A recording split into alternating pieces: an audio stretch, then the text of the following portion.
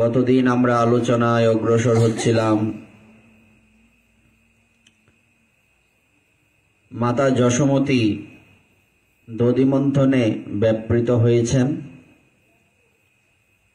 ওনার কঙ্কন কুণ্ডল নৃত্য করছেন, মাতা যশোমতীকে অভিনন্দন জানাচ্ছেন। যে হাত ভগবানের সেবায় ব্যস্ত, আমরা সেই হাতের থেকে ধন্য। এই কথা বোঝাতে হাতের কঙ্কনদ্বয় ঝনঝন শব্দ করছে, কানের কুণ্ডলগুলো যেন নেচে নেচে সূচিত করছে যে মায়ের মুখে ভগবানের লীলাগান শুনে তার কান উৎপত্তির সার্থকতা লাভ করেছে। আর মস্তকের কবরস্থিত মালতী পুষ্প খসে পড়ার মাধ্যমে বোঝাচ্ছে, হায় হায়, বাৎসল্য প্রেমের মূর্তিমতী মাতা যশোদার মস্তকে থাকার ঔদ্ধত্য কি আমাদের সাজে? তার চরণ পেলেই ধন্য হব আমরা।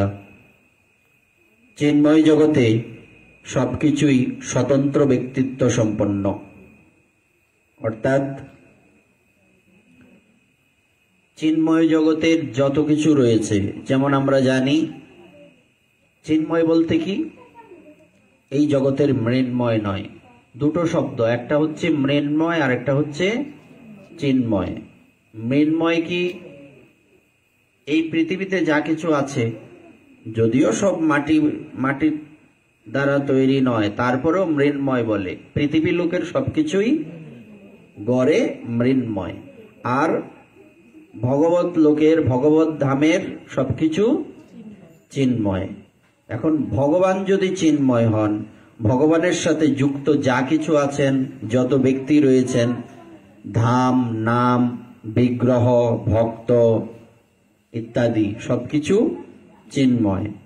আর ভগবানের সেবার সাথে যা কিছু যুক্ত হয় সবকিছুই চিন্ময়ত্ব প্রাপ্ত হয়, আর সবকিছুই স্বতন্ত্র বটে। নতুবা মাতা যশোমতীর কর্ণের কুণ্ডল কথা বলবে কিভাবে?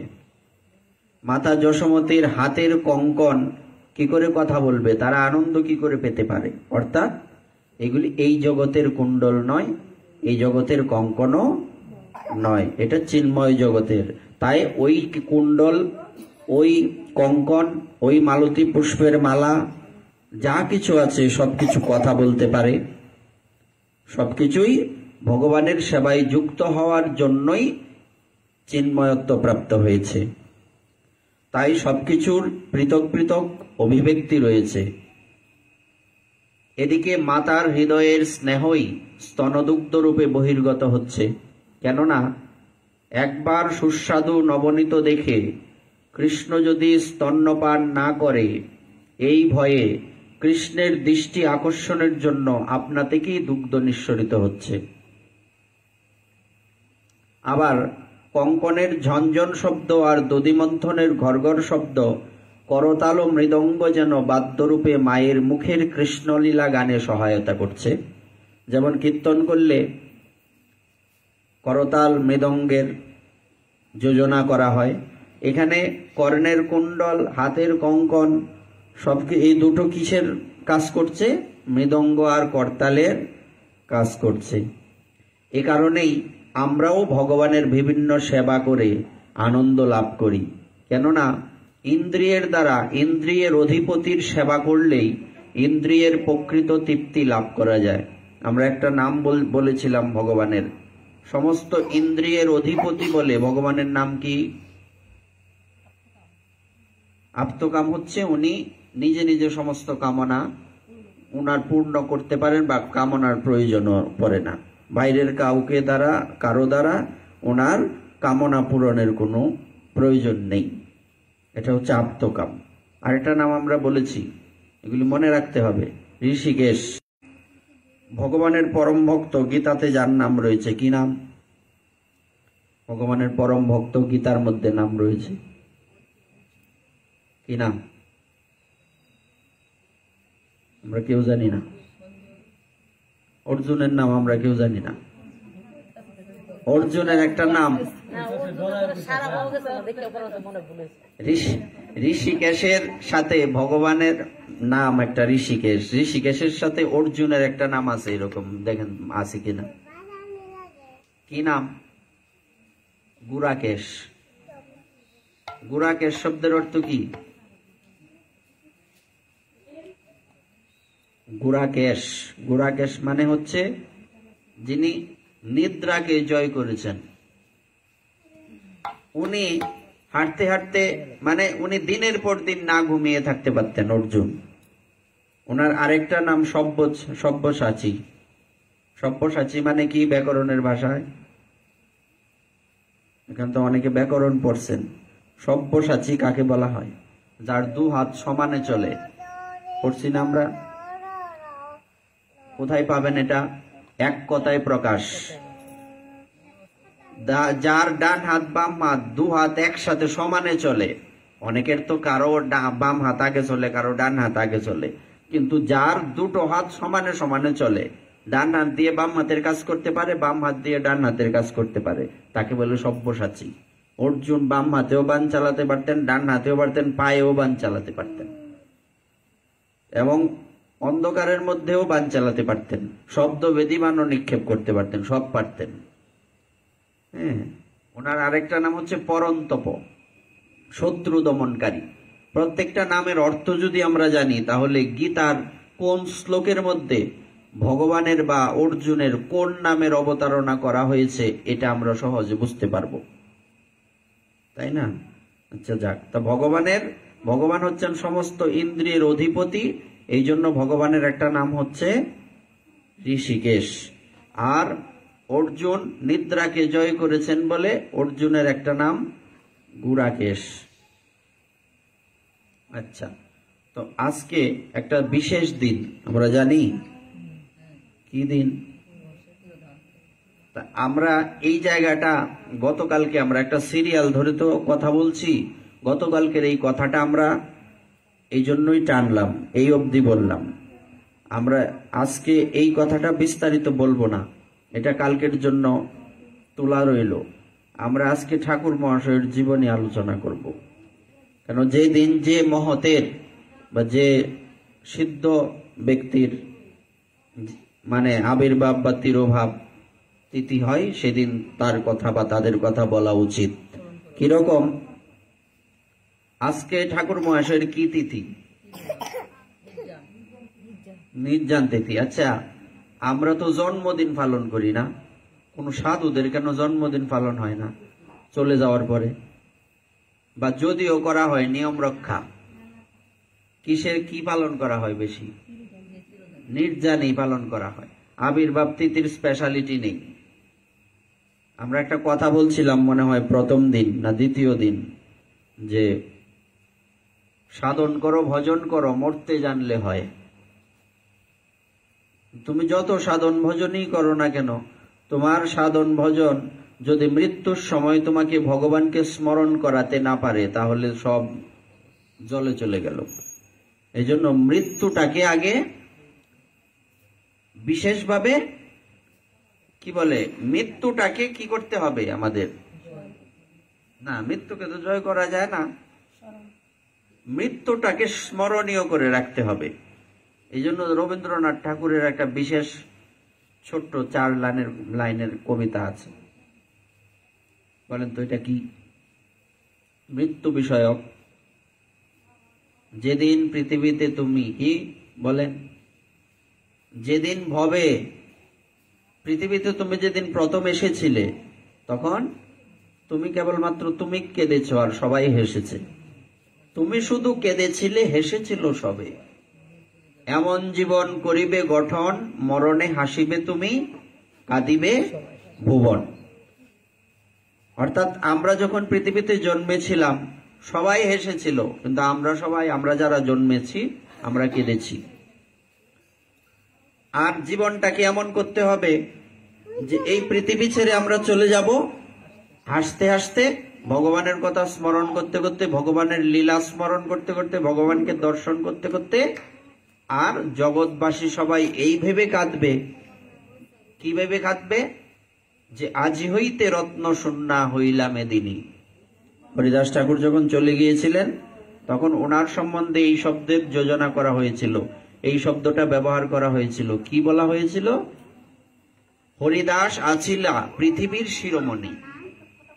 যেমন আমরা জানি বড় বড় সর্পের মাথায় মণি থাকে, যদিও এটা নিয়ে প্রশ্নবিদ্ধ বিষয় রয়েছে, মণি আছে না নাই, এটা কি কাল্পনিক কিনা, এটা নিয়ে অনেক কথা আছে, এইদিকে আমরা না গেলাম। কিন্তু সাপের মণি শব্দটা তো আমাদের সমাজে প্রচলিত, সাপের মাথায় মণি থাকে।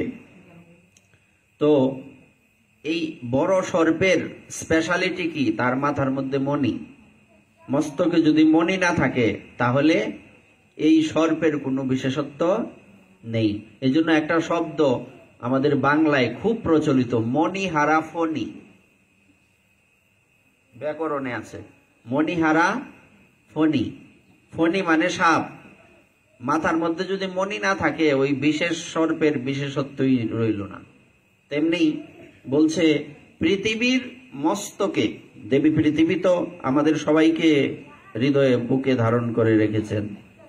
হ্যাঁ, দেবী পৃথিবীর বুকের মধ্যেই আমরা চড়ে বেড়াচ্ছি, কত অপরাধও করে বেড়াচ্ছি, তাও পৃথিবী দেবীর একটা নাম হচ্ছে সর্বাংশহা, ইনি সবকিছু সহ্য করছেন, তাই না? উনি কোনোদিন কি রুষ্ট হয়ে যান না? কখনো কখনো রুষ্ট হয়ে যান, এজন্য ভূমিকম্প আদি হয়। আবার কখনো কখনো উনি অসুরদের পদচারণা, অসুরদের উৎপাত সহ্য করতে না পেরে ভগবানের কাছে প্রার্থনাও করেন। যখন ভগবান আসবেন, আসার আগে ভগবান শ্রীকৃষ্ণের কথা বলছি, কংসের আরো বিভিন্ন অসুরদের অত্যাচারে অতিষ্ঠ হয়ে পৃথিবী দেবী গিয়েছিলেন ভগবানের কাছে যে আমি আর সহ্য করতে। কখনো কখনো এমন পরিস্থিতি আসে ধৈর্যের সীমা লঙ্ঘন হয়ে যায়, ধৈর্য ধারণ করে রাখা যায় না। তারপরেও মহাজন বলছেন শক্তিশালী তুমি তখন যখন যে কোনো পরিস্থিতিতে ধৈর্য ধারণ করে রাখতে পারবে, তাই না? তো এই পৃথিবী দেবীর মাথায় মণিস্বরূপ কারা? সাধুগণ। তাই বলা হচ্ছে যে হরিদাস আছিলা পৃথিবীর শিরোমণি।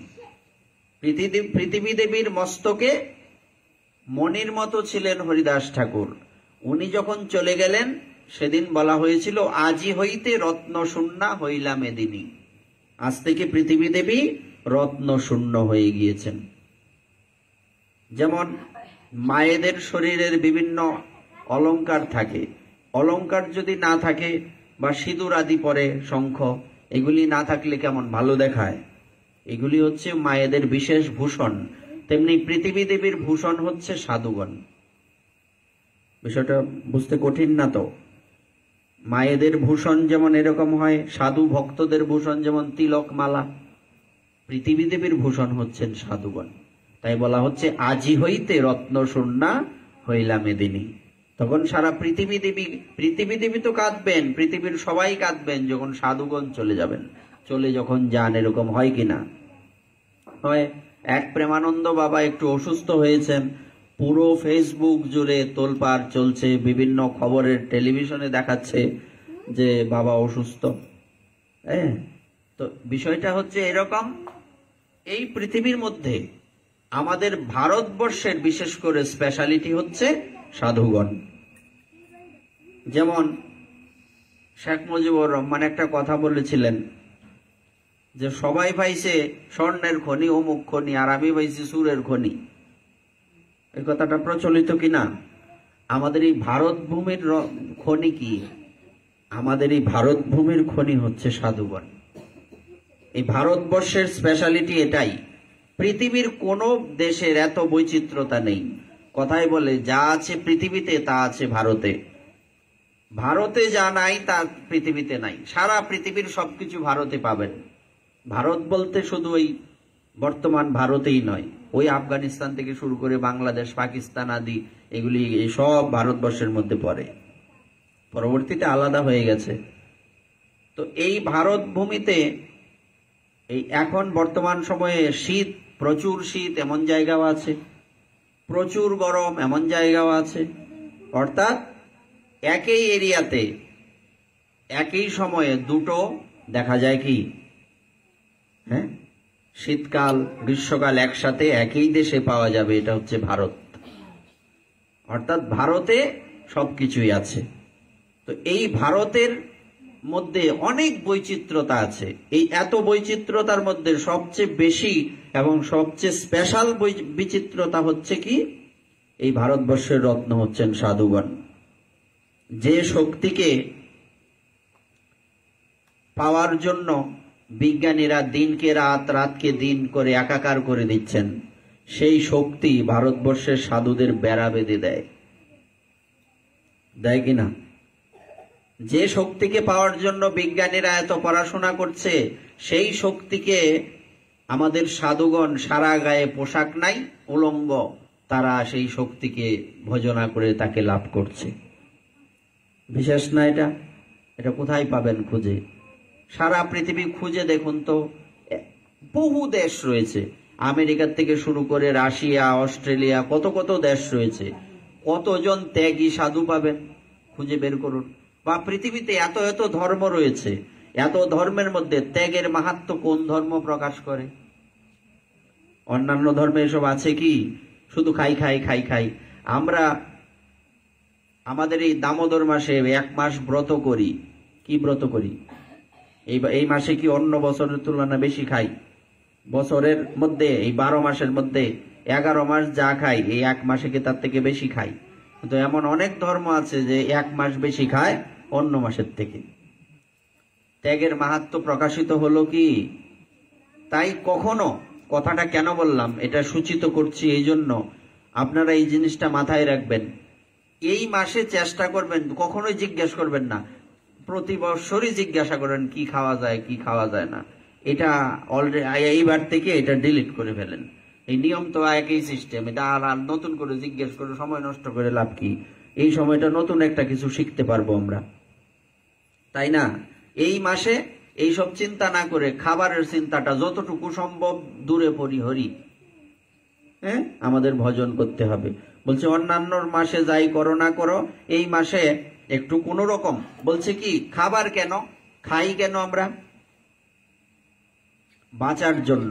বাঁচি কেন? খাওয়ার জন্য নাকি? সাধারণ মানুষের বৈশিষ্ট্য হচ্ছে বাঁচি কেন? খাওয়ার জন্য। খাই কেন? বাঁচার জন্য। অর্থাৎ খাই বাঁচার জন্য, বাঁচি খাওয়ার জন্য। কিন্তু ভক্তের বা বিশেষ ব্যক্তিদের স্পেশালিটি হচ্ছে তারা খায় কেন? শুধু দেহটাকে রক্ষা করার জন্য। না খেলে দেহটা ঠিক থাকবে না, তাই একটু খাওয়া, নয়তো এই খাওয়াটাও বন্ধ করে দিতেন ওনারা। আর বাঁচি কেন? ভগবানের ভজন করার জন্য। এই বৈশিষ্ট্যে আমাদের, এই কথাটার মধ্যে আমাদের অনুপ্রাণিত হতে হবে, এই শিক্ষাটা আমাদের ধারণ করতে হবে। এটাই সনাতন ধর্মের বিশেষত্ব। যেটা বলছিলাম, সবচেয়ে বড় বিশেষত্ব হচ্ছে সনাতন ধর্মে সাধু মহাপুরুষগণের আবির্ভাব। এটা আর কোথাও খুঁজে পাওয়া যায় না। এরকমই একজন মহাপুরুষ, একজন সাধু, যাকে নিত্যানন্দের অভিন্ন কলেবর বলা হয়। আমরা জানি না, নিত্যানন্দ প্রভু হচ্ছেন জগৎগুরু। নিত্যানন্দ প্রভু অতীব কৃপাময়। ওনার মতো কৃপা পৃথিবীতে আর কেউ করেননি, করতে পারবেনও না। সেই নিত্যানন্দ প্রভুরই আরেকটা দেহ হচ্ছেন কে? নরোত্তম দাস ঠাকুর মহাশয়। উনি রাজশাহী জেলার রামপুর বোয়ালিয়ার প্রায় 6 ক্রোশ দূরে গড়েরহাট পরগনায় খেতড়ি নামক গ্রামে জন্মগ্রহণ করেছিলেন। প্রেম বিলাস নামক গ্রন্থে বর্ণিত আছে, একদিন মহাপ্রভু কানাইয়ের নাটশালা গ্রামে কীর্তনে নৃত্য করতে করতে খেতুরির দিকে তাকিয়ে নরোত্তম নাম করিয়া পুনঃ পুনঃ ডেকেছিলেন। তখন সমস্ত ভক্তগণ একে অপরের দিকে তাকাচ্ছেন। আমাদের মধ্যে তো নরোত্তম নামে কেউ নেই, বা আমরা চিনিও না। মহাপ্রভু এমন ভাবে ব্যাকুল হয়ে ডাকছেন যে আমাদের থেকেও মনে হয় তার প্রতি ভালোবাসাটা বেশি। প্রভু কহে, শ্রীপাদ বুঝি করহ ভাবনা, আপনার গুণ তুমি না জানো আপনা।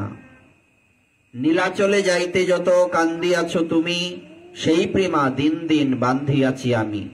অর্থাৎ যখন জিজ্ঞেস করা হলো যে প্রভু আমাদের মধ্যে বা আমাদের জানা মতে নরোত্তম নামে তো কেউ নেই, তো তুমি নরোত্তম নরোত্তম বলে বারবার ডাকছো কেন এত ব্যাকুল হয়ে? তখন মহাপ্রভু কি বললেন? শ্রীপাদ, মানে নিত্যানন্দ প্রভুকে মহাপ্রভু কি বলে ডাকতেন? শ্রীপাদ। শ্রীপাদ বুঝি করহ ভাবনা, আপনার গুণ তুমি না জানো আপনা। তোমার মধ্যে কি গুণ আছে সেই গুণ তুমি জানো না। বৃক্ষ কি নিজের ফল খেতে পারে?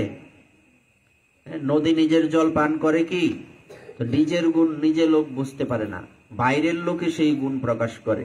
মহাপ্রভু নিত্যানন্দ প্রভুকে বলছেন তোমার মধ্যে কি গুণ আছে এটা তুমি জানো না। নীলাচলে যেতে যেতে তুমি যত প্রেমে ক্রন্দন করেছ, সেই প্রেমটাকে আমি দিন দিন একসাথে বেঁধেছি, সেই প্রেমা দিন দিন বান্ধিয়াছি আমি। এবার সেই প্রেম রাখিব আমি পদ্মাবতী তীরে, নরোত্তম নামে পাত্র দিব আমি তারে। যেই পদ্মায় আমরা স্নান করছিলাম, মনে আছে? একসাথে গিয়ে স্নান করছি না? ওই পদ্মার মধ্যে, যদিও এই পদ্মাটা এখন এদিকে চলে এসছে, আগে ওই দিকে ছিল মূল পদ্মা, পিছনে ওইদিকে পদ্মার এই ওই পারে যে যা দেখি এর আরো অনেক পরে মূল পদ্মা, ওটা ভেঙে ভেঙে নদীর এপার গড়ে ওপার ভাঙে, এরকম কথা আছে না? এটা একটা শাখা, আরো পরে ছিল। তো সেই পদ্মাবতীর তীরে আমি সেই প্রেমটা রেখে যাব। সেই প্রেম রেখে যাব কার জন্য? নরোত্তম নামে একজন নৃপতি নন্দন। নৃপতি মানে সেই রাজার নন্দন, জমিদারের সন্তান। সে যখন আসবে সেই প্রেম আমি পদ্মা দেবীর কাছে রেখে যাব। পদ্মা দেবী নরোত্তমকে সেই প্রেম দেবে, আর সেই প্রেমে নরোত্তম সারা পৃথিবীকে ডুবিয়ে দেবে। প্রেমে জন্ম হবে তার আমাবিদ্যমানে, এখনে রাখিয়া যাব পদ্মাবতী স্থানে। অতঃপর মহাপ্রভু কুতুবপুরে আসিয়া পদ্মায় স্নান করে তার কাছে প্রেম গচ্ছিত রাখলেন। ওই ওই ওপারে হচ্ছে জায়গাটা কুতুবপুর, আর ওই দিকে যে এরিয়া, ওখানে কিন্তু বেশি দূরে না, বর্ডার কিন্তু কাছে। ওই বর্ডারটা কি কোন জায়গা জানেন? মুর্শিদাবাদ। মুর্শিদাবাদ আমরা শুনছি না? ওই পদ্মার ওই পারে হচ্ছে মুর্শিদাবাদ। প্রভু কহে পদ্মাবতী ধর প্রেম লহ, নরোত্তম নামে পাত্র প্রেম তারে দিহ। অর্থাৎ পদ্মাবতী অর্থাৎ পদ্মা, এটা তো পদ্মা, এই পদ্মাই কিন্তু ভারতে গঙ্গা। ভারতের গঙ্গা বাংলাদেশে নাম চেঞ্জ হয়ে গেছে পদ্মা। তখন এই পদ্মা দেবীকে বলছেন, পদ্মাবতী তুমি এই প্রেমটা রাখো, নরোত্তম নামে আমার এক ভক্ত, পরম ভক্ত, সে যখন আসবে তুমি সেই প্রেমটা তাকে দেবে।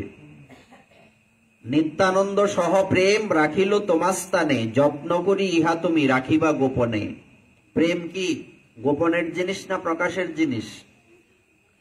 প্রেম যত গোপন, যত গুপ্ত তত পোক্ত, যত ব্যক্ত তত ত্যক্ত।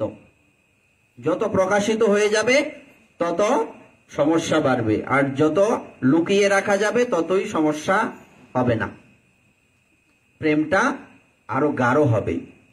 দুগ্ধ যখন প্রথম জাল দেওয়া হয় পড়ে যায়, কিন্তু যখন গাঢ় হতে হতে আরো গাঢ় হয়ে যায়, পরে কি আরো অনেক জাল দিলেও পড়ে না। তো সেই প্রেমটা কখন বিশেষ প্রকাশিত হয়ে যায়? যখন সেটা উতলে উঠে, অর্থাৎ প্রেমটা প্রাথমিক স্তরে। কিন্তু প্রেম যত গভীর হয় তত গম্ভীর হয়ে যায় সাধুগণ। পদ্মাবতী বলে, প্রভু করি নিবেদন, কেমনে জানিব কার নাম নরোত্তম। কথা তো সত্যি। যাহার পরশে তুমি অধিক উছলিবা, সেই নরোত্তম প্রেম তারে তুমি দিবা। সে যখন নরোত্তম নামে পাত্র যখন তোমার জলে এসে নামবে, তখন তুমি অত্যধিক আনন্দিতা হবে। এই আনন্দ তুমি আর কোনোদিন পাওনি, আজকে যেটা পেয়েছো ওই দিন এই আনন্দটা পাবে।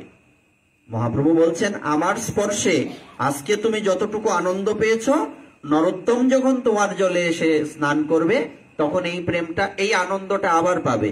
তখন তুমি বুঝবে যে তোমার সময় উপস্থিত, তুমি সেই প্রেমটাকে নরোত্তমকে দেবে। তো সেই নরোত্তম আনুমানিক সাল 1531 কিংবা 32 খ্রিস্টাব্দ অথবা দেওয়া আছে।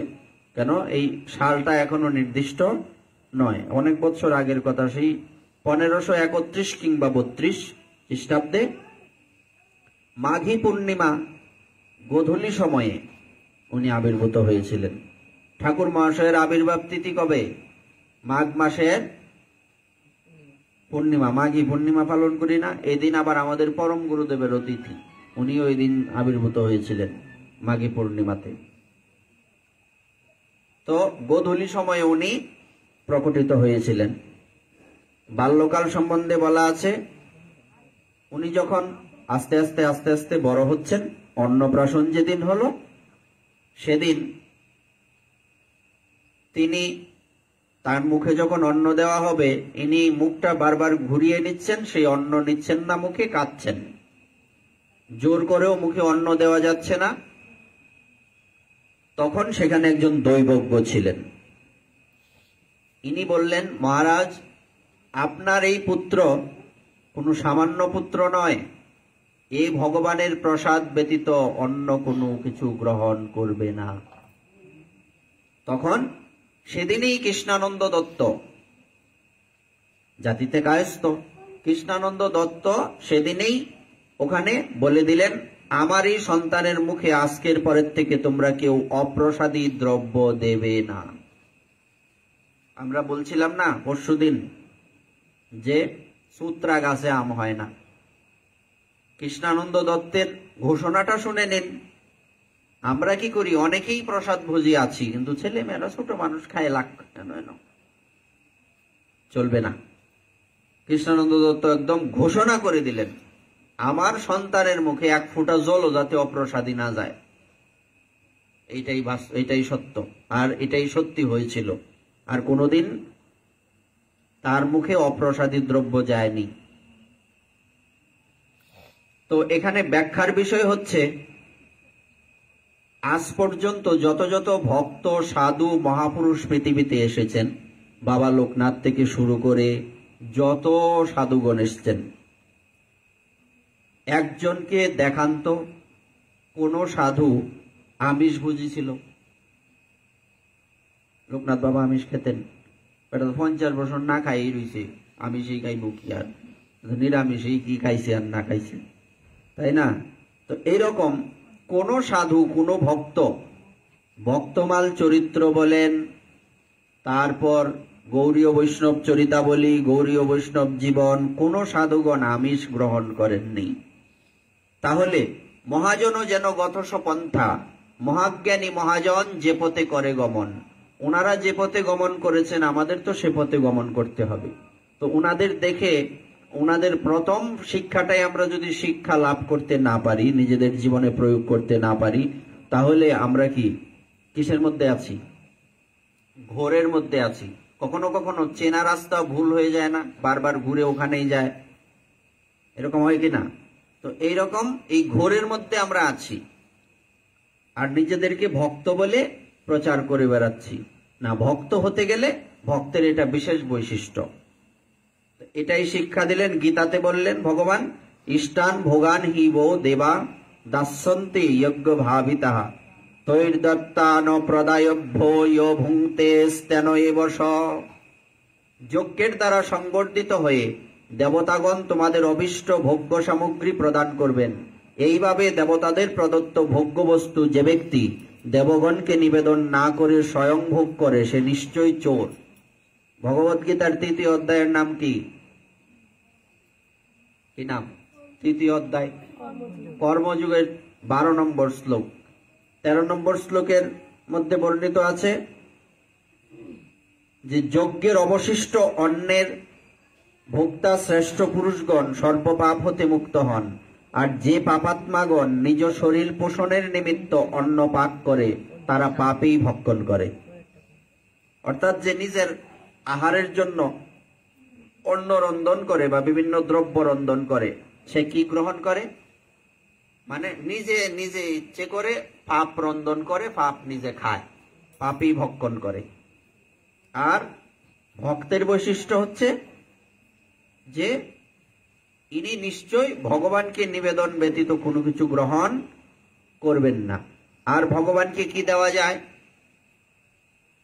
বলতে পারেন যে ভগবানকে নিবেদন করে তো সবকিছুই খাওয়া যায়, বলছে না, সবকিছু খাওয়া যায়।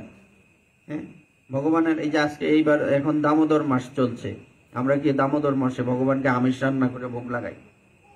হ্যাঁ, বরং আরো কত কিছু নিষেধ আছে এর মধ্যে। আমিষ তো প্রশ্নই উঠে না, আমিষ কখনো ভগবত সেবায় লাগে না। তো এই জন্য ভগবান বলেছেন কি কি সেবায় লাগে? পত্রং পুষ্পম ফলম তম ইয়মে ভক্তা প্রয়োচ্ছতি ততহং ভক্ত উপরিতমৎস্বামী প্রয়তাত্মন। অর্থাৎ নবম অধ্যায়ে রাসবিদ্যা, ওখানে বর্ণিত আছে, কি লেখা আছে? নবম অধ্যায়ের 26 নম্বর শ্লোক কি বলছে? পত্র পুষ্প ফল জল। ভগবানের ভোগে কি লাগে? পত্র পুষ্প ফল জল। আমিষের কথা লেখা আছে? নাই। ইয়ৎ করোষি যদ অশ্নাসি যজ্জুহসি দদাসি যৎ ইয়ৎ তপস্যাসি কন্তেয় তৎকুরুষ্য মদর্পণম। হে অর্জুন, তুমি যা কর্ম করো, যা আহার করো, যা হোম করো, যা দান করো এবং যে তপস্যা করো, তার সবই আমাকে অর্পণ করো। কত জায়গা খুঁজবেন, গীতাতে বহু জায়গায় এসব লেখা আছে, আছে না নাই? হ্যাঁ, তো এই কথাগুলি তো আমরা তৈরি করিনি। এগুলি কি আমরা আমাদের সুবিধার জন্য প্রচার করতে পারবো? হ্যাঁ, এগুলি ভগবানের মুখনিসৃত বাণী। এগুলি যতগুলি শ্লোক আমরা বলেছি, এগুলি তো সবাই আমরা পড়েছি। একটু পড়লে আর একটু মনে পড়ে যায় না? গীতা পড়লে পরে হ্যাঁ, যে এটা তো আমরা গীতাতে পড়ছি, এরকম মনে হচ্ছে কি না? হ্যাঁ, এগুলি মূলত এটা, এখানে তর্কের কোনো সুযোগ নেই। আচ্ছা, তারপর একটা শব্দ এখানে এসছে, চোরাকরণের সময় ওনার বিদ্যারম্ভ হলো। আমাদের সমাজে অনেকগুলি সংস্কার হারিয়ে গেছে। চোরাকরণ আছে কি? চোরাকরণ কি মানুষ চিনেই না এখন। চোরাকরণ, চোরাকরণ মাথায় শিখা রাখে। এটা কি শুধু ব্রাহ্মণের না বৈষ্ণবের একলা? এই সংস্কারগুলি পঞ্জিকাতে কি লেখা আছে যে এটা, এই সংস্কারটা শুধু ব্রাহ্মণের জন্য, এটা শূদ্রের জন্য? আছে কি? নাই। এই চূড়াকরণ সংস্কার রয়েছে। তারপরে বিদ্যারম্ভ তো এখন অনেকেরই হয় না। দুর্ভাগ্যবশত আমাদেরও কোনো বিদ্যারম্ভ হয়েছে না। হয়েছে আপনাদের? হাতে করি যাকে বলে, হয়েছে না হয়নি? এগুলি সংস্কার, এগুলি হতে হয়। তারপর আর সংস্কার যার মধ্যে নেই সে শূদ্র, সংস্কার যার মধ্যে আছে সে ব্রাহ্মণ। বৈশিষ্ট্য আর কি, জন্মে তো একটা টাইটেল থাকেই, এটা হচ্ছে নামে মাত্র, আর কাজে হচ্ছে সংস্কারে। সংস্কার আদি উচ্চতে ইতি দ্বিজ। আর জন্ম না জায়তে শূদ্র, জন্ম গ্রহণ করা ব্যক্তি মাত্রই সে ব্রাহ্মণের ছেলে হলেও শূদ্র, শূদ্রের ছেলে হলেও শূদ্র। সংস্কার হলে সংস্কার আদি উচ্চতে ইতি দ্বিজ। সংস্কার হলে দুইবার যার জন্ম হয়েছে, অর্থাৎ সংস্কার বলতে দ্বিজ মানে যার দুইবার জন্ম হয়েছে। জন্ম কি শুধু ব্রাহ্মণের দুইবার হয়, আর কারো হয় না? আপনাদের কারো দুইবার জন্ম হয়েছে না? হ্যাঁ, এই বিষয়গুলি কিন্তু আমাদের আস্তে আস্তে বোঝালে সহজ হবে বুঝতে। দুইবার জন্ম মানে কি? একবার হচ্ছে মায়ের গর্ভের থেকে জন্ম, আবার দ্বিতীয় হচ্ছে দীক্ষায় সাবিত্র জন্ম বলে। কি নাম? সব শব্দগুলি মনে রাখলে কাজে আসবে। সাবিত্র জন্ম, এটা হচ্ছে কিসের? দীক্ষার পরে। তো সংস্কার হবে, তারপরে দীক্ষা হবে, কিন্তু এখন তো এই নিয়ম নাই। সংস্কার আদি উচ্চতে ইতি দ্বিজ। সংস্কার বলতে কি? সংস্কার বলতে শাস্ত্রীয় সিদ্ধান্ত, যে আগে যেগুলি বলা আছে, আপনাকে এই সংস্কারগুলি আপনার মধ্যে যখন আসবে তারপর আপনার দীক্ষা হবে, এর আগে দীক্ষা ফলপ্রসূ হবে না। এগুলি এখন দিচ্ছে, যা দেওয়া হচ্ছে এটা এইভাবে চলছে আর কি, কিন্তু সংস্কার না থাকলে দীক্ষা হয় না।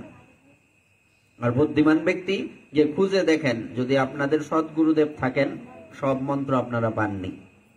যারা নিত্য প্রসাদ পান না তারা সব মন্ত্র কোনোদিনই পাবেন না। আপনাদেরকে মানে চকলেট খাওয়াইয়া কান্দা বন্ধ করছে। আপনারা জানেন না দীক্ষা কি জিনিস, আবার অনেকেই সবকিছু দিয়ে দেন, এটা আলাদা বিষয়, কিন্তু অনেকেই দেন না। যেমন আপনারা এই পর্যন্ত কতগুলি মন্ত্র লাভ করেছেন? 2টা, 1টা, এরকম 4টা, এরকম হইতে পারে অনেকের। কিন্তু সংস্কার যত বাড়বে মন্ত্র তত বাড়বে। যেমন আমাদের 32টা মন্ত্র আছে এই পর্যন্ত, সবই কিন্তু বীজ মন্ত্র, গায়ত্রী মন্ত্র। কয়টা? 32টা।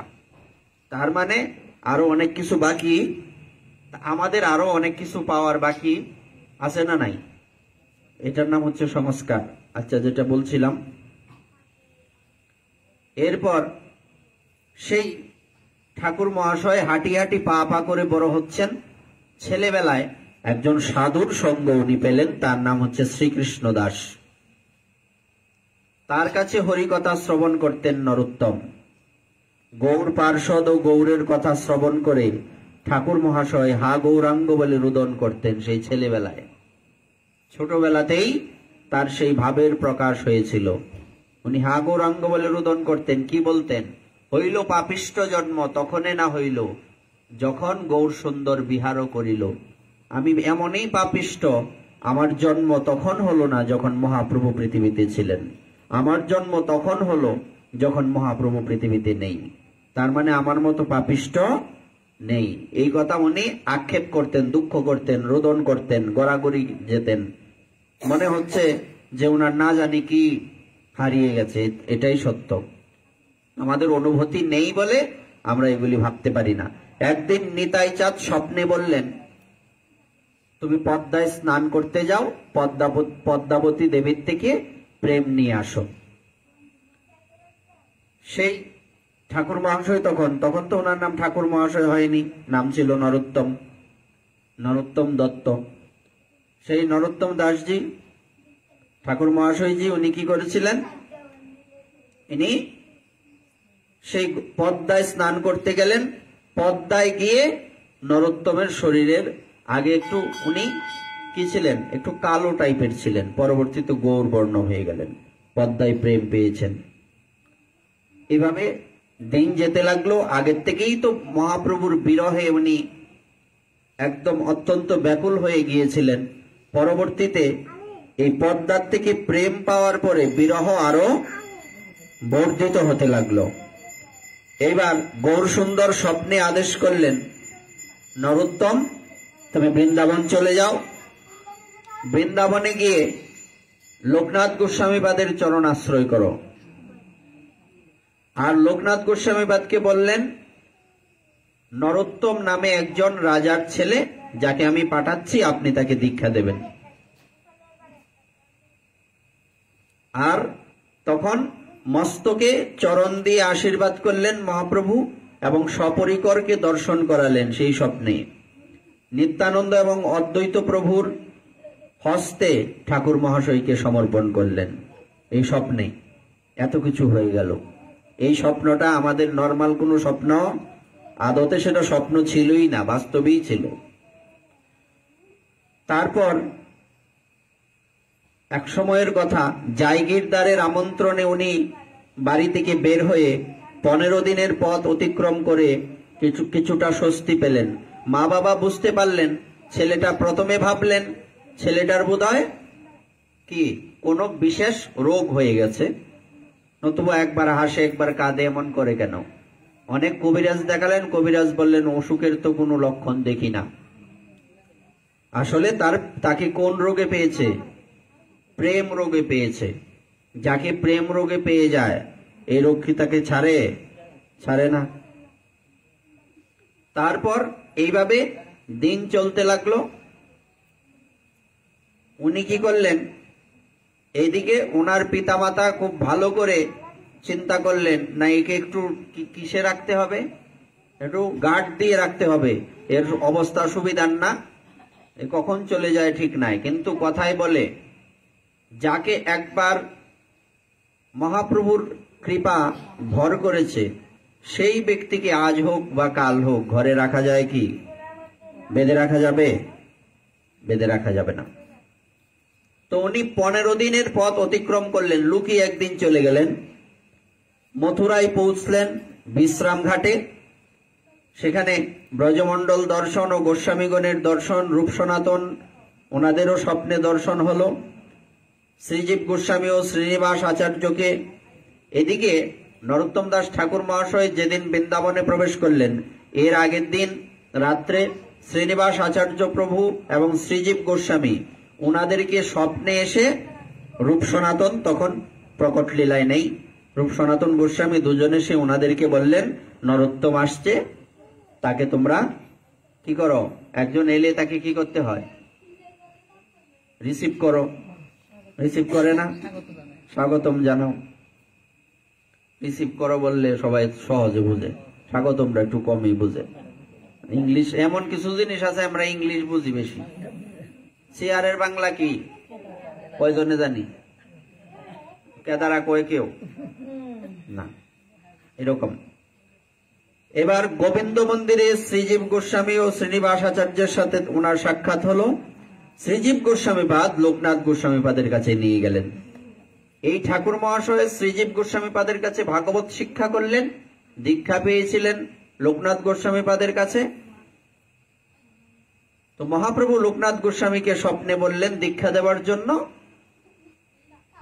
আর লোকনাথ গোস্বামীপাদ খুব ভালো করেই তাকে দেখলেন, বুঝতেই পারলেন মহাপ্রভু নিজে বলেছেন মানে সামান্য কোনো ব্যক্তি সে নয়, সুতরাং একে তো দীক্ষা দেওয়াই উচিত, কিন্তু একটু বাজিয়ে দেখি সে কি দীক্ষা নেওয়ার যোগ্যতা রাখে কিনা। এদের একটু বসতে উদ্বুদ্ধ করো। এই যে বিভিন্ন জায়গাতে দেখা যায় এই পাঠ তো হয়, পাঠের মধ্যে ছেলে মেয়েরা আসে, এরাই উৎপাত করে বেড়ায়, তো আর এদের কানে কোনো কিছুই ঢুকে না, বরং পাঠের আসন নষ্ট হয়, একটা তো আছেই। আর এই সব ছেলে মেয়ে বলছে যে এদের তো ছেলেবেলার থেকে আমরা পাঠে নিয়ে যাই, নিয়ে কি করো, গুড়ার ঘাস খাওয়াও। এদেরকে বসতে উদ্বুদ্ধ করো, বসাও, চকলেট দিয়া হোক, বুঝাইয়া হোক, বসানোর চেষ্টা করো, বুঝোক না বুঝোক, কানে ঢুকলেই মঙ্গল হবে। অন্তত ঢুকতেই আছে না, ঢুকবার তো সুযোগ দিতে হবে না। এইটার থেকে আমরা কিছু সমস্যা আমাদের দূর করব। একটা সমস্যা হচ্ছে না 60টা কইলে 8টা বাজবো, এইটা আগে দূর করণ লাগবো, 1 নম্বর। 2 নম্বর হচ্ছে এই যে ছেলে মেয়েগুলির সুযোগ দেওয়া, এগুলি বসার সুযোগ করে দিতে হবে, বসাইতে হবে। হ্যাঁ, বসাও, পাশে বসায়া তাদেরকে উদ্বুদ্ধ করো, এরা শুনুক, তাইলে না মঙ্গল হবে। তারপর কি হলো যে একটু বাজিয়ে দেখিয়ে কি শিষ্য হতে পারবে কিনা। শিষ্য তো হতে পারবে, মহাপ্রভু যদি বলে একে দীক্ষা দেও, সে স্পেশাল না, সে অবশ্যই দীক্ষার যোগ্য, কিন্তু জগৎকেও তো একটু বুঝাতে হবে যে দীক্ষা কি করে দিতে হয়, কাকে দিতে পারে, কখন দিতে হয়, কাকে দিতে হয়, এগুলো শিক্ষা দেওয়ার জন্য উনি বললেন ঠিক আছে হরিনাম করতে থাকো। কিন্তু আসলে কি আমার দীক্ষা দেওয়ার কোনো ইচ্ছে নেই, আমি দীক্ষা দেব না, এটা বলতে পারো আমার সংকল্প, আমি দীক্ষা দেব না। ঠাকুর মহাশয় তো গুরুদেবের মুখে কিছু বলতে পারেন না, মুখের উপর বলা যায় না, কিন্তু বর্তমান সময়ে মুখের উপরই মানুষ কথা বলে বেশি, মানে বেয়াদবের সংখ্যাই বেশি। 0.001% ভালো পাওয়া যায়, বাকি সব আমরা বেয়াদবের লিস্টে পড়ি, মুখের উপরে কথা বলি। এইবার উনি কি করলেন, মুখের উপর তো বললেন না, মনে মনে সিদ্ধান্ত করলেন। ইনি কি সংকল্প করেছেন দীক্ষা দেবেন না, আমিও মনে মনে সংকল্প করলাম দীক্ষা যদি নিতে হয় ওনার থেকেই নেব, নয়তো আজীবন দীক্ষা ছাড়া থাকবো। দীক্ষা দিয়ে লাভ কি, দীক্ষা যে আমি নেব, এই দীক্ষা দিয়ে করবোটা কি? আগে তো গুরু কৃপা হতে হবে, তারপরে দীক্ষা। এইবার এখন গুরু কৃপা সহজ, বেশি টেহা দিলে দীক্ষা তাড়াতাড়ি হইব, দক্ষিণা বেশি দিবা, আর যে শিষ্য বেশি দক্ষিণা দিতে পারবো সেই শিষ্যের তো মাহাত্ম বেশি, বেশি না। গরিব মানুষের, গরিব শিষ্যের বাড়িতে অনেক গুরুদেব যায় না, খুঁজে দেখবেন পাবেন কিনা, গরিব শিষ্যের বাড়িতে অনেক গুরুদেব যায় না। যেমন আমাদের গুরুদেবের বেলায় আমরা দেখছি, আমরা সবসময় মানে যতদিন বাংলাদেশে থাকতেন আমরা তো সাথে থাকতাম, একজন ফোন করছে, বাবা আমার বাড়িতে একটু চরণ ধুলি দিতেন যদি। বলছে দেখো আমি তো আসতেই পারি, কোনো সমস্যা নাই, আমার সাথে যে এত আমার সাঙ্গ পাঙ্গ থাকে, তাদেরকে তো তুমি একা সামলাতে পারবে না। তুমি এক কাজ করো, তোমার এরিয়ার মধ্যে অমুক বাবু আছে, তার সাথে গিয়ে আমার কথা বলো। তুমি এই আয়োজন করতে পারবে না, তোমার বাড়িতেই যাব, কিন্তু তাকে গিয়ে একটু আয়োজন করতে বলো, নাইলে তোমার বাড়িতে সাধুরা যাইবো। আমি একলা যাইতাম ঠিক আছে, কিন্তু আমি তো একলা যেতে পারি না। হ্যাঁ, তো এই জন্য একটু তো ব্যবস্থা থাকতে হবে, নয়তো বৈষ্ণব অপরাধ হবে। আমরা এরকম, আর যে বাড়িতে বাবা গিয়েছেন ওই এরিয়ার মধ্যে এক বাড়িতে তো না উনি গেলেন, এই এরিয়ার প্রত্যেক বাড়ি বাড়ি উনারে বাবা আমার বাড়িতে যদি যাইতেন, কোনো সমস্যা নাই, চলো। এমনও দেখা গেছে উনি হাঁটু পর্যন্ত কাদা ভেঙে ভক্তের বাড়িতে গেছেন, এবং ওই ভক্ত অন্য গুরুদেবের শিষ্য। সে তখন এখনো পর্যন্ত বাবার কথাটা বলে কাঁদেন যে আমি মহাপুরুষ দেখছি জীবনে। আমরা গ্রন্থে মহাপুরুষদের নাম জানি, সাধুদের মুখে শুনি, তাদের জীবনী পড়ি, কিন্তু আমি আমার জীবনে একজন মহাপুরুষ দেখলাম যিনি এত কষ্ট করেও, হ্যাঁ, গাড়ি আর এরপরে কি এত কাদার মধ্যে গাড়ি যাবে, হাঁটু পর্যন্ত কাদা। তো আমরা ভেবেছিলাম বাবাকে ও আর কুলা করে নিয়ে যাব, বাবা বললেন চলো আমি যাচ্ছি। উনি হাঁটু পর্যন্ত কাদা ভেঙে ওই ভক্তের বাড়িতে হাজির। বলবার অর্থ হচ্ছে উনি তো আর একা না, এরকম অনেক সাধুই আছে, অনেক সাধুই পাবেন এরকম নিষ্কিঞ্চন। আমি আমার গুরুদেবেরটা জানি তাই বলছি, এমনটা ভাববেন না যে আমার গুরুদেব এই খালি নিষ্কিঞ্চন আর কেউ নিষ্কিঞ্চন না। এটা সুযোগ আর দিছি না যে আপনারা মনে মনে কিছু ভাববেন। কারণ আমি আগে যেমন খেতা সিলাইলে পরে কানে কুনি মাইরা আয় না, আমি মাইরা হওয়ার চেষ্টা করি যাতে মাঝখানে কোনো গ্যাপ না থাকে। কানে কুনি না মারলে তো খেতা সিলানি হইতো না, যতটুকু আমি বুঝি, যদিও আমি কোনোদিন খেতা সিলাইছি না, দেখছি তো। আচ্ছা, এগুলি দেখতে হয়, এগুলি শিক্ষার ব্যাপার আছে, এগুলি উদাহরণ দিতে হয়। কানে কুনি মাইরা অন লাগবো, নাহলে সমস্যা আছে। মানুষ গ্যাপ পাইলেই সমালোচনা করব, আমি চেষ্টা করি যাতে গ্যাপ না থাকে। এইবার কি করলেন, লোকনাথ গোস্বামী পাদ চিন্তা করলেন দীক্ষা দেব না, আর ঠাকুর মহাশয় কি চিন্তা করলেন, দীক্ষা যদি নিতে হয় ব্যাস এবার দেখা যাক কার সংকল্পের কারণে কার সংকল্প ভঙ্গ হয়, তাই না? এবার কি ঘটনা ঘটলো, দিন যেতে লাগলো, ঠাকুর মহাশয় ভাবলেন আমি আশ্রমে থাকবো, কোনো একটা সেবা তো করতে হবে, কিন্তু আমি তো সেবার অযোগ্য, আমি কি সেবা করব? আমি মন্দিরে কি সেবা করতে পারি? কোন সেবার যোগ্যতাই আমার নেই। সুতরাং সেবা যদি করতে হয়, কি সেবা করা যায় উনি খুঁজতে লাগলেন। দেখলেন গুরুদেব যেখানে শৌচকার্যে যান সেই জঙ্গলের মধ্যে, ওখানে গিয়ে সেই মলমূত্র উনি নিজে পরিষ্কার করেন, পাত্রের মধ্যে তুলে মাথায় করে নিয়ে দূরে ফেলে আসেন। সেবা কি ধরছে দেখেন। আমাদের গুরুদেব বলতেন হীন সেবাতে ভগবান প্রসন্ন হন বেশি তাড়াতাড়ি।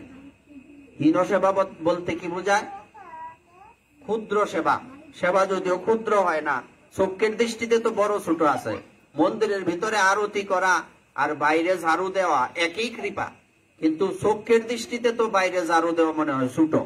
আমাদের দৃষ্টি তো সবসময় বাঁকা দৃষ্টি, ভালো দৃষ্টি তো নাই, এই জন্য আর কি বলা।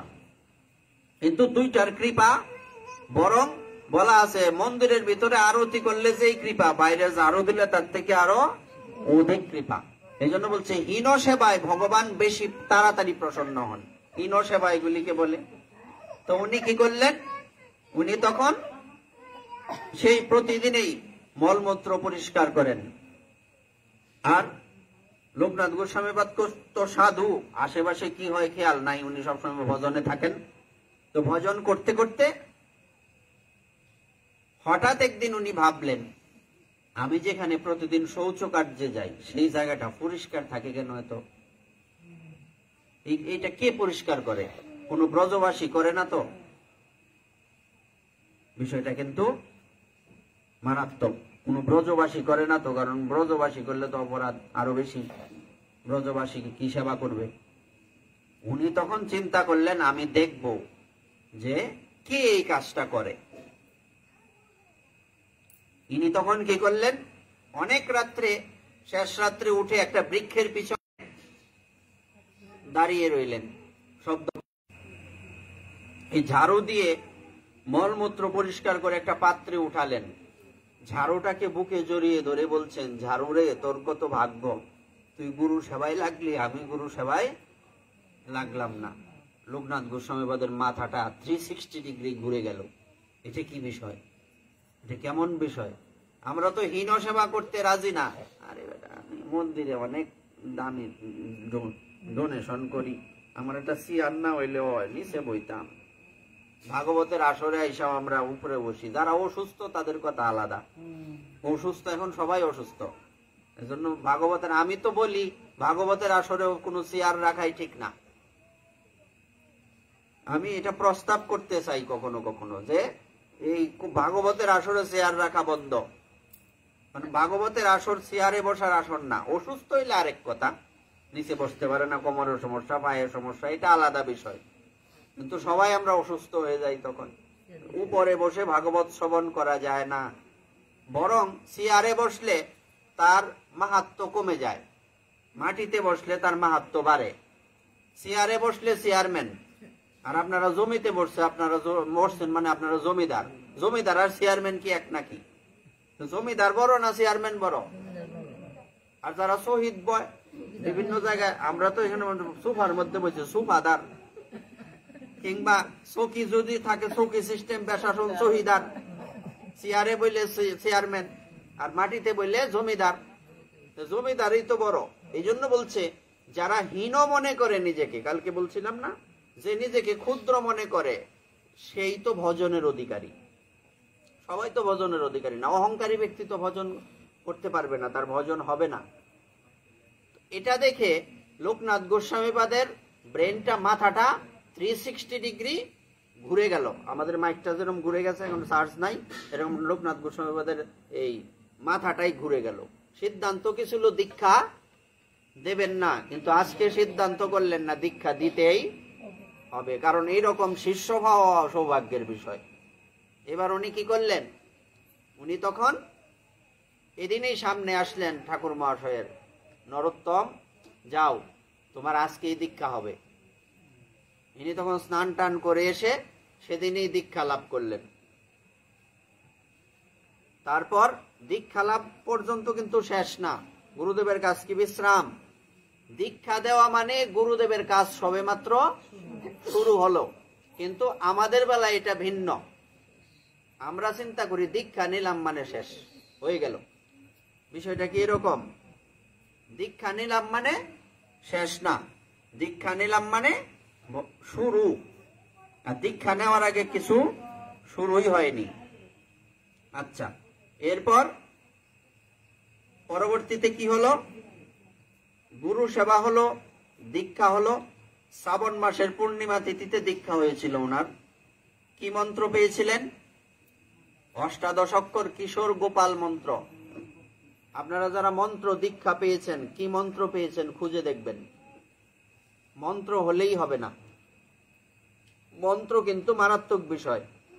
মন্ত্র শুধু মুখের কথাই হবে না, আপনারা অক্ষরগুলি গুনে দেখবেন। এই যে মন্ত্র পেয়েছেন, ওই মন্ত্রের অক্ষর কয়টা? মূল মন্ত্র কত অক্ষরের হয়? যদিও 10 অক্ষরের মন্ত্রের কথা বর্ণনা আছে বটে, কিন্তু মূল মন্ত্র আসলে কি? অষ্টাদশ অক্ষর।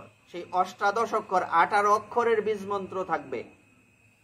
এটাকে বলে কিশোর গোপাল মন্ত্র। অষ্টাদশ অক্ষর গোপাল মন্ত্র, মন্ত্র রাজ বলে একে। এই মন্ত্রটাকে কি বলে? মন্ত্রের রাজা। তার পরবর্তীতে উনার ভজন সিদ্ধি হলো, ওখানে বৃন্দাবনের শাস্ত্র অধ্যয়ন করলেন, তার উপাধি লাভ হলো ঠাকুর মহাশয়। পরবর্তীতে ভজন করার সময় একদিন রাধারানী এসে বললেন যে আজকের থেকে তোমার দুগ্ধাবর্তন সেবা। কি সেবা?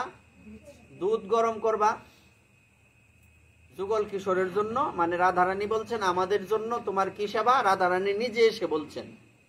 গুরুদেব সেবা দেন যে তোমার কি সেবা? এক একজনের এক একটা বিশেষ সেবা থাকে, সব সেবাই সবাই করবে। মাল্য সেবা, চন্দন সেবা, পুষ্প সেবা, হ্যাঁ, এরকম আলাদা আলাদা সেবার ভিন্নতা আছে।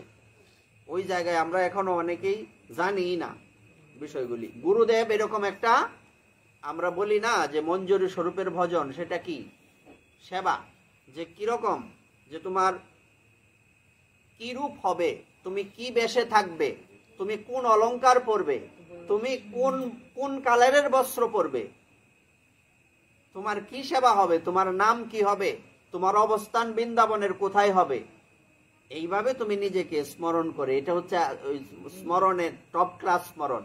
আমরা তো স্মরণের কথা প্রতিদিনই বলি, ওইটা হচ্ছে মেইন স্মরণ। ওইভাবে নিজেকে আগে নিজের ধ্যান করতে হয় স্মরণে। নিজের ধ্যান করে আবার কেমন, এটা কেমন কথা বলছে? হ্যাঁ, তুমি এই বেশে নিজেকে ভাবলে হবে না, তোমাকে ভাবতে হবে যে গুরুদেব যেরকম রূপ দিয়েছেন তোমাকে, কিরকম রূপ দিয়েছেন। যেমন কারো বয়স হয়তো 10 বছর 5 মাস, 10 বছর 6 মাস এরকম। এখন তুমি যদি নিজের ধ্যান করতে গিয়া এই রূপের ধ্যান করো তাহলে হবে না। গুরুদেব এই সেবা দেবেন, গুরুদেব এরকম স্বরূপ দেবেন। হ্যাঁ, এইটা চিন্তা করতে করতে করতে করতে করতে করতে এক সময় দেখা যাবে এই এই দেহের মধ্যেই সাধনে ভাবিবে যাহা, সিদ্ধ দেহে পাবে তাহা, রাগ পথের এই তো উপায়। এই পথটার নাম হচ্ছে রাগানুগা মার্গ। কি নাম? রাগানুগা মার্গ। একে বলে সহজে বলে রাগ পথ। রাগ মানে যে রাগারাগি করে যে এরকম না। রাগ, যেমন রাগের অনেক অনেক বিশ্লেষণ হয়, অনেক অর্থ হয়। যেমন কীর্তনের বেলায়, বাজনা শিকার বেলায় এই রাগের রাগরাগিনী আছে একটা, এটা একটা রাগ। আর একটা হলো মানুষ রাগারাগি করে, একটা রাগ। আর একটা রাগ হচ্ছে এই মার্গটাকেই বলে রাগ মার্গ বা রাগানুগা মার্গ, যে এই যে মঞ্জুরি স্বরূপের ভজন। এটা যার যার গুরুদেবের থেকে বিস্তারিত জেনে নেবেন। এখন জানবেন না, কখন জানবেন? জানার আর কবে কবে? দিন তো চলেই গেল, এই দিন কিন্তু আর ফিরে আসবে না, শিখে নেবেন। তো রাধারানী এসে বলছেন, যাও আজকের থেকে তোমার দুগ্ধাবর্তন সেবা, এবং তোমার একটা নতুন নাম দিলাম। নামটা কি? এই দুগ্ধাবর্তন সেবাটা কে করে সখীদের মধ্যে? চম্পকলতা সখী। অষ্ট সখীর নাম আছে না, তার মধ্যে একজনের নাম কি? সেই চম্পকলতার নাম অনুসারে তোমার নাম দেওয়া হলো চম্পক মঞ্জুরি। কি নাম? ঠাকুর মহাশয়ের নাম রাধারানী কি দিলেন? চম্পক মঞ্জুরি। একদিন ইনি দুগ্ধাবর্তন সেবা করছেন, কিভাবে স্মরণ করছেন? বলছে কি, সাধনে ভাবিবে যাহা, সিদ্ধ দেহে পাবে তাহা। এটা কি সিদ্ধ দেহ আর সাধন দেহের মধ্যে পার্থক্য কি? সাধন দেহ হলো আমি কানের মধ্যে গুরুদেবের থেকে মন্ত্র পেলাম, মঞ্জুরি স্বরূপ পেলাম, এটা চিন্তন করতে লাগলাম। করতে করতে করতে করতে যখন ওই চিন্তাটা আমার রক্তের সাথে মিশে যাবে, তখন, মানে সহজে বোঝানোর জন্য বলছি, হৃদয়ের সাথে মিশে যাবে আর কি। রক্তের সাথে যখন মিশে যাবে তখন সেটা আমার সিদ্ধ দেহ লাভ হবে। এবার ঠাকুর মহাশয় কি করলেন?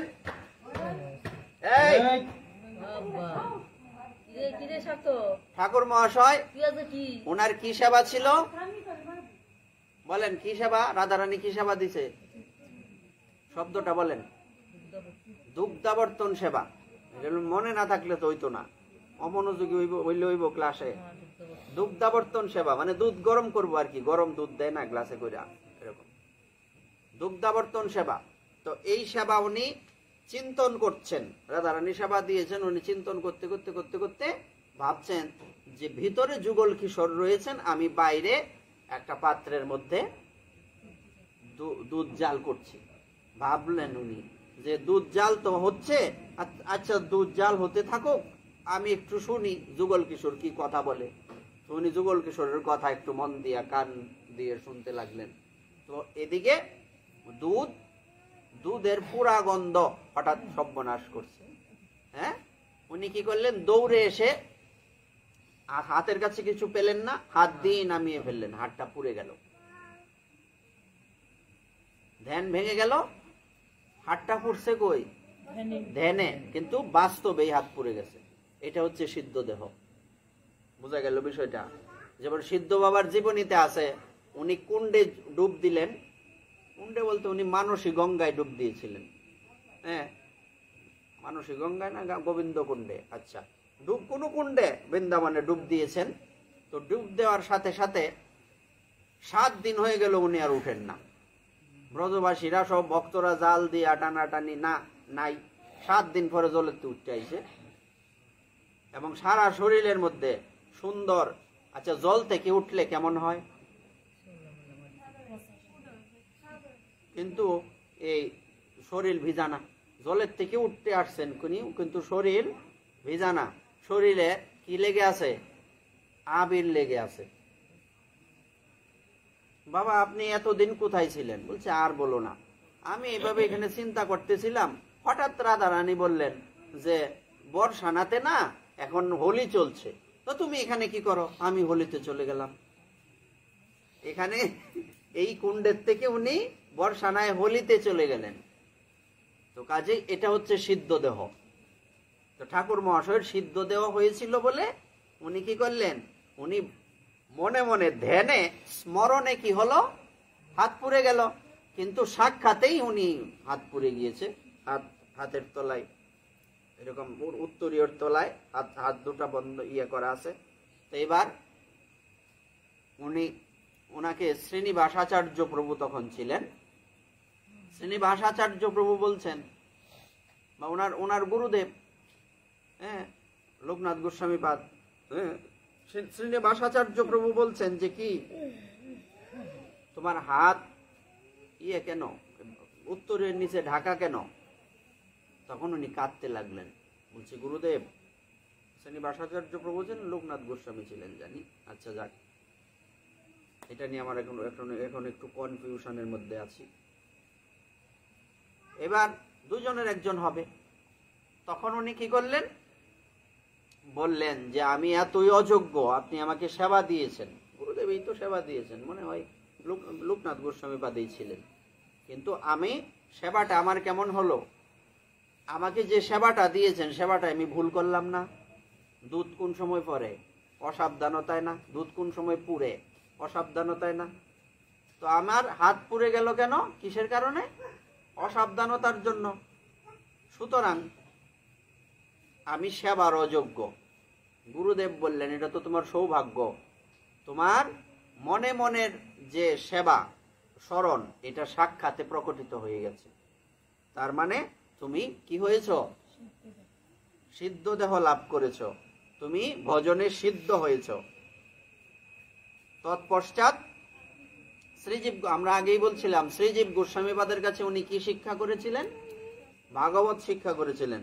শ্রীজীব গোস্বামীপাদ সর্বসম্মতিক্রমে নরোত্তম দাসজিকে ঠাকুর মহাশয় উপাধি দিলেন। কে দিলেন উপাধি? শ্রীজীব গোস্বামীপাদ। তৎকালীন সময়ে শ্রীজীব গোস্বামীপাদ ছিলেন সর্বাগ্রগণ্য। তারপর লোকনাথ প্রভুর কাছে, তারপর শ্রীমৎ ভাগবত শ্রীজীব গোস্বামীপাদের কাছে ষট সন্দর্ভ, না ভাগবত লোকনাথ গোস্বামীপাদের কাছেও শিখেছেন, শ্রীজীব গোস্বামীপাদের কাছেও শিখেছেন। কিন্তু শ্রীজীব গোস্বামীপাদের কাছ থেকে ষট সন্দর্ভ, ভক্তি সন্দর্ভ, প্রেম সন্দর্ভ, এরকম 6টা সন্দর্ভ আছে। এগুলি বিশেষভাবে শিক্ষা লাভ করলেন। শ্রীরূপ গোস্বামীপাদের নাটক শিক্ষা লাভ করলেন। সনাতন গোস্বামীপাদের বৃহৎ ভাগবতামৃত অধ্যয়ন করলেন। তারপর ব্রজ পরিক্রমা, গৌরে গমন। এবার ঘটনা কি ঘটল?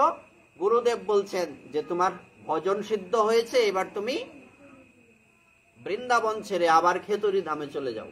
তখন তো ধাম বলা হলো না, খেতড়িতে চলে যাও। তখন লোকে কি বৃন্দাবনে যায় নাকি বৃন্দাবন ত্যাগ করে চলে আসে ভজন করতে গেলে? কিন্তু গুরুদেব বললেন যেতেই হবে, কিন্তু মাথায় তো বাড়ি পড়ছে, বৃন্দাবন ত্যাগ করে যেতে হবে, কিন্তু কিছু করারও নেই। বাংলাটা 3 ভাগে বিভক্ত। এই 3টা ভাগের মধ্যে এই যে এই দিক থেকে যত বলি আমরা, পূর্ববঙ্গ পশ্চিমবঙ্গ তো আছেই, এখন আসাম টাসাম ওই দিকটা আরো অনেকগুলি আছে, মিজোরামের অংশ আছে কিছু, হ্যাঁ, প্রায় উড়িষ্যার অনেকটা অংশ বাংলা পর্যন্ত পড়ছে। উড়িষ্যা যে একটা প্রদেশ, এটার অনেকটা অংশ বাংলা। হ্যাঁ, এই পুরোটা অংশের মধ্যে 3 জনকে প্রচারের দায়িত্ব দেওয়া হলো। এই 3 জন কারা? শ্রীনিবাসাচার্য প্রভু, শ্যামানন্দ প্রভু আর নরোত্তম দাস ঠাকুর। নরোত্তম দাস ঠাকুর মহাশয় এদিকে চলে এলেন, ওই দিকের 2টা দিক সামলালেন ওরা 2 জন। এবার ওনারা ওই দিক সামলালেন, এদিকে 4টে গরুর গাড়ি করে গ্রন্থ নিয়ে আসা হলো। গরুর গাড়ির মধ্যে কি ছিল তখন, কিসের মধ্যে গ্রন্থ লিখতো? তাল পাতায়। তো নিয়ে আসার সময় রাস্তার মধ্যে এক রাজা, সে দস্যু বলা চলে কিছুটা, দস্যু রাজা, তার নাম বীর হাম্বির। বীর হাম্বির সেই গ্রন্থ চুরি করে নিয়ে গেল। শ্রীনিবাসাচার্য প্রভু ভাবলেন যে আমার যখন গ্রন্থই চুরি হয়ে গেল, আমি এখানে অনশন করে জীবন শেষ করে দেব। এখন না একটা গ্রন্থ আছে, আরো গ্রন্থ আছে, একটা না আড়াইলো আরেকটা কিনতে পাওয়া যাবে নাকি? কিন্তু তখন তো এই ব্যবস্থা ছিল না, এগুলি লেখা, এগুলি কোথায় পাওয়া যাবে? গ্রন্থ চুরি হয়ে গেছে। ছাপাখানা ছিল কি না? তখন এই গ্রন্থের জন্য উনি যখন চিন্তা করতে করতে একদম কি জীবন নষ্ট করে দেবেন, তখন স্বপ্নে উনি সেই খবর পেলেন এই গ্রন্থ বীর হাম্বির চুরি করে নিয়ে গেছে। মনে করছে এর মধ্যে কোনো রত্ন আছে, স্বর্ণ অলংকার আছে, কিন্তু গিয়া দেখলো গ্রন্থ। উনি চলতে চলতে বীর হাম্বির রাজার ওখানে চলে গেলেন। বীর হাম্বির রাজা উনি বুঝতে পারলেন যে সর্বনাশ, সাধুর গ্রন্থ চুরি করছি, তার মানে কত বড় অপরাধ হয়েছে।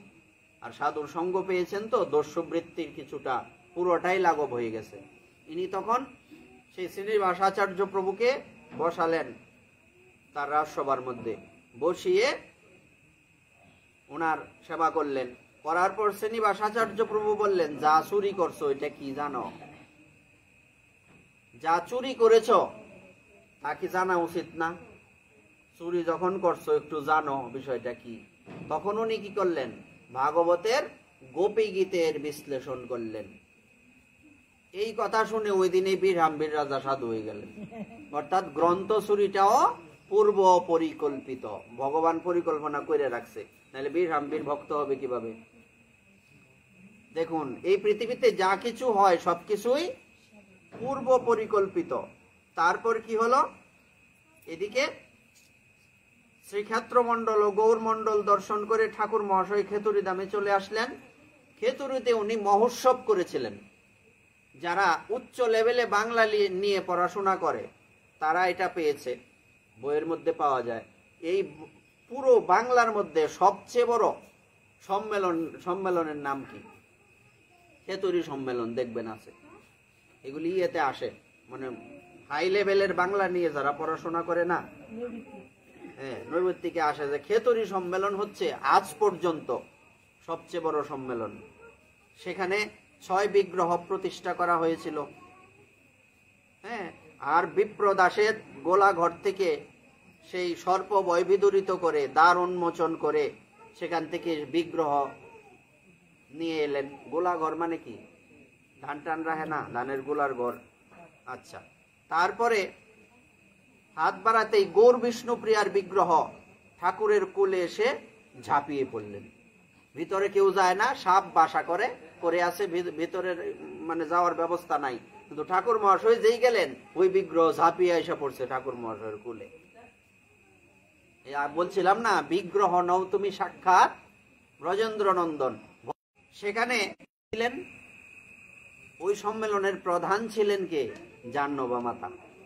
জাহ্নবা মাতাকে নিত্যানন্দ প্রভুর পত্নী।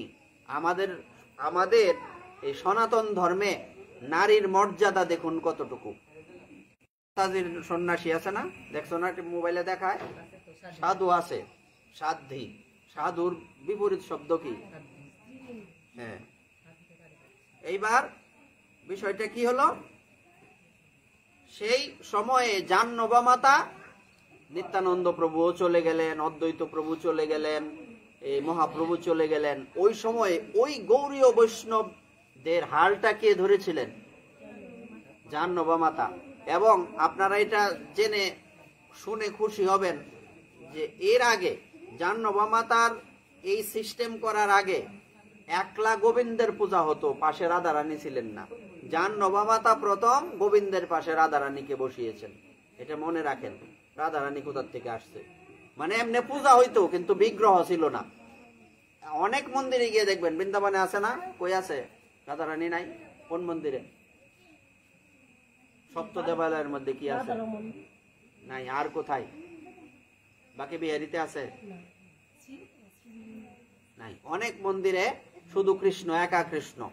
কিন্তু এই রাধারানীর পূজা হতো তখনও, কিন্তু বিগ্রহ ছিল না। বিগ্রহটা কে প্রতিষ্ঠা করেছেন? জাহ্নবা মাতা।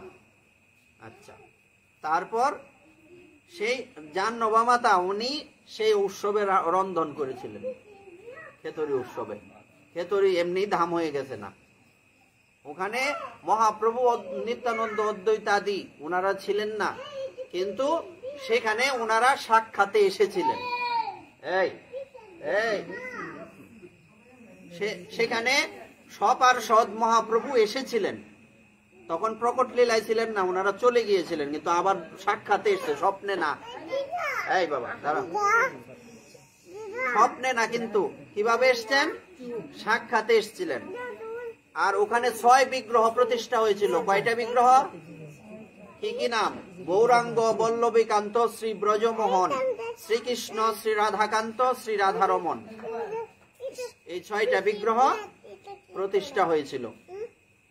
হ্যাঁ, তারপর সেই ঠাকুর মহাশয়, ওনার কিন্তু অনেক ব্রাহ্মণ শিষ্য ছিলেন। উনি কিন্তু নিজে ব্রাহ্মণ না। ব্রাহ্মণ কি? উনি তো কায়স্থ। ওনার ব্রাহ্মণ শিষ্য ছিলেন অনেক, কিন্তু কিছু কিছু ব্রাহ্মণেরা এটা তাদের চোখ কুশল হয়ে গেল।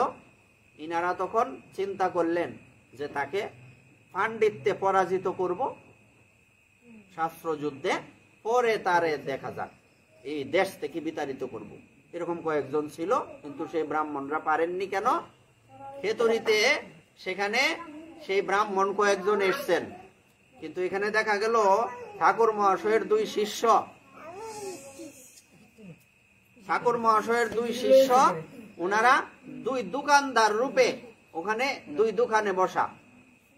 এবার তারা গেছে কিছু কিনতে, ব্রাহ্মণেরা অনেক দূর থেকে আসছে।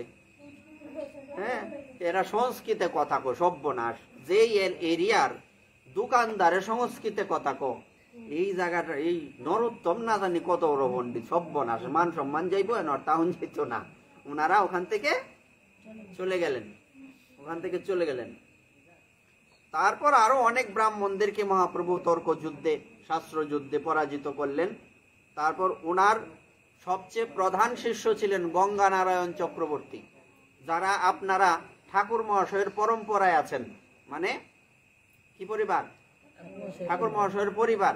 এই পরিবারে দেখবেন গঙ্গা নারায়ণ চক্রবর্তীর নাম আছে, আছে না নাই? উনি হচ্ছেন মহাপ্রভুর আর ইয়ার ঠাকুর মহাশয়ের প্রধান শিষ্য। উনাকে দায়িত্ব দিয়ে যান, আছে না, গুরুদেবের পরে গুরুদেব কাকে দায়িত্ব দিয়ে যান। তারপর এর পরবর্তীতে আর কি হলো? সেই ঠাকুর মহাশয় এই ওখানে বসে খেতরি দামে এই গ্রন্থ লিপিবদ্ধ করলেন। কি গ্রন্থ লিখছে?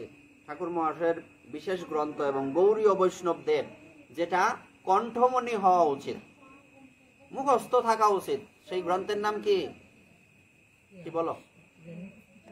প্রেম ভক্তি চন্দ্রিকা ও প্রার্থনা। এই গ্রন্থ উনি লিপিবদ্ধ করলেন। নিজের ভজনের লালসা, নিজের ভগবানকে পাওয়ার লালসা, বৃন্দাবনে বাস করার লালসা, বিভিন্ন কিছু উনি রচনা করলেন। এবং মহাজনগণ বলেন, প্রেম ভক্তি চন্দ্রিকাতে এত সুন্দর সিদ্ধান্ত রয়েছে, এমন সিদ্ধান্ত সচরাচর বেদ পুরাণেও পাওয়া যায় না। আর এর থেকে বড় কথা কি পৃথিবীতে আছে? আপনারা বলেন। আমার তো মনে হয় যে এর থেকে বড় কোনো কথা পৃথিবীতে থাকতে পারে না। তো এবার উনি কি করলেন? একদিন উনি শিষ্যদের বললেন, চলো পদ্মায় স্নান করব। উনি স্নান করতে গেলেন, আর স্নান করতে গিয়ে যখন শিষ্যরা শরীর মর্দন করছেন, তার শরীরটা দুধ হয়ে জলের সাথে মিশে গেল। ওখান থেকেই হয়তো কিছু জল এনে একটু তার পরবর্তীতে সমাধি রচিত হয়েছিল। হ্যাঁ, পরবর্তী বৃন্দাবনেও ওনার সমাধি রয়েছে। বৃন্দাবনেও সেই সমাধি অনেক টাইপের হয়, পুষ্প সমাধি।